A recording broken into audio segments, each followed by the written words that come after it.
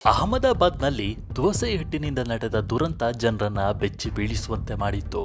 ಅಂಗಡಿಯಿಂದ ತಂದಿದ್ದ ದೋಸೆ ಹಿಟ್ಟಿನಿಂದ ಮಾಡಿದ್ದ ದೋಸೆ ತಿಂದು ಮಕ್ಕಳು ಸಾವನ್ನಪ್ಪಿದ್ದರು ಎನ್ನಲಾಗಿತ್ತು. ಆದರೆ ಇದೀಗ ಈ ಘಟನೆಯ ಅಸಲಿ ಸತ್ಯ ಬಯಲಾಗಿದೆ. ಮೊದಲ ವರದಿಗಳಲ್ಲಿ ಇದು ರೆಡಿಮೇಡ್ ದೋಸೆ ಹಿಟ್ಟಿನಿಂದ ಮಾಡಿದ ದೋಸೆ ತಿಂದು ದುರಂತ ಸಂಭವಿಸಿದೆ, ಸಾಮಾನ್ಯ ಆಹಾರ ವಿಷದ ಪ್ರಕರಣವಾಗಿರಬಹುದೆಂದು ಶಂಕಿಸಲಾಯಿತು. ಆ ನಂತರ ಪೊಲೀಸರಿಗೆ ಡೌಟ್ ಶುರುವಾಯಿತು. ಒಂದು 4 ವರ್ಷದ ಮಗು ಮತ್ತೊಂದು 3 ತಿಂಗಳ ಮಗು ಸಾವನ್ನಪ್ಪಿದ್ರು.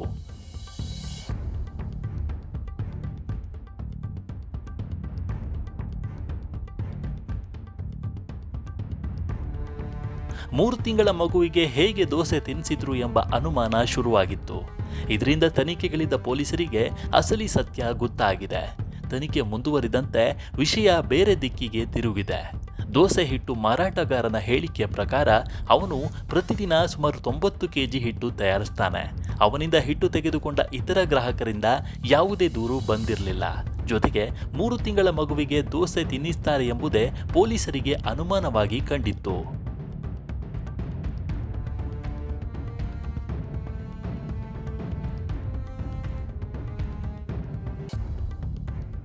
ತನಿಖೆ ವೇಳೆ ತಾಯಿಗೆ ಸೇರಿದ ಡೈರಿಯೊಂದನ್ನು ಪೊಲೀಸರು ಕಂಡುಕೊಂಡಿದ್ದು ಅದರಲ್ಲಿ ಅಸಲಿ ಸತ್ಯ ಗೊತ್ತಾಗಿದೆ. ಆಕೆ ಗಂಡು ಮಗುವನ್ನ ಬಯಸಿದ್ದಾಳೆ. ಆ ಆಸೆ ಈಡೇರಿದರೆ ದೇವಸ್ಥಾನಕ್ಕೆ ಬರುತ್ತೇನೆ ಎಂದು ಹರಕೆ ಕಟ್ಟಿದ್ದು ಗೊತ್ತಾಗಿದೆ. ಪರೀಕ್ಷೆಯಲ್ಲಿ ಈ ದಂಪತಿಯ ರಕ್ತದಲ್ಲಿ ಅಲ್ಯೂಮಿನಿಯಂ ಫಾಸ್ಫೇಟ್ ಎಂಬ ರಾಸಾಯನಿಕದ ಕುರುಹುಗಳು ಕಂಡುಬಂದಿತ್ತು. ಇದು ಸಾಮಾನ್ಯವಾಗಿ ಕೀಟನಾಶಕಗಳಿಗೆ ಬಳಸುವ ವಿಷಕಾರಿ ಪದಾರ್ಥ.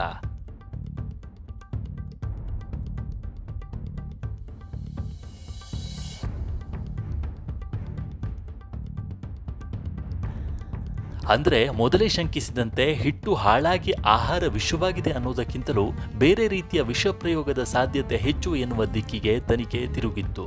ಆಗ ಪೊಲೀಸರ ತನಿಖೆಯಲ್ಲಿ ತಾಯಿ ಡೈರಿಯಲ್ಲಿ ಗಂಡು ಮಗುವಿನ ಬಗ್ಗೆ ಬರೆದಿದ್ದು ಆಕೆಯೇ ಹಿಟ್ಟಿನಲ್ಲಿ ವಿಷ ಬೆರೆಸಿ ಮಕ್ಕಳಿಗೆ ನೀಡಿದ್ದಾರೆ, ತಾವು ಸೇವಿಸಿ ಆತ್ಮಹತ್ಯೆ ನಿರ್ಧಾರ ಮಾಡಿದ್ದಾರೆ ಎನ್ನಲಾಗಿದೆ. ಏಪ್ರಿಲ್ 1ರಂದು ವಿಮಲ್ ಎಂಬ ವ್ಯಕ್ತಿ ಸ್ಥಳೀಯ ಮಾರಾಟಗಾರನಿಂದ ದೋಸೆ ಹಿಟ್ಟು ಖರೀದಿಸಿದರೆಂದು ಮೃತ ಬಾಲಕಿಯರ ಅಜ್ಜ ಹೇಳಿಕೆ ನೀಡಿದ್ರು.